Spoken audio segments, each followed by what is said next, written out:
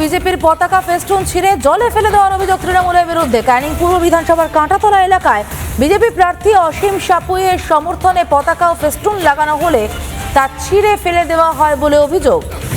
যে ছবিটা আপনারা এই মুহূর্তে দেখতে পাচ্ছেন, বিজেপির পতাকা ফেস্টুন ছিঁড়ে জলে ফেলে দেওয়ার অভিযোগ তৃণমূলের বিরুদ্ধে। ক্যানিং পূর্ব বিধানসভার কাঁটাতলা এলাকায় বিজেপি প্রার্থী অসীম সাপুইয়ের সমর্থনে পতাকা ও ফেস্টুন লাগানো হলে ছিঁড়ে ফেলে দেওয়ার অভিযোগ। যে ছবিটা আপনারা দেখতে পাচ্ছেন পতাকা ফেস্টুন ছিঁড়ে পড়ে রয়েছে।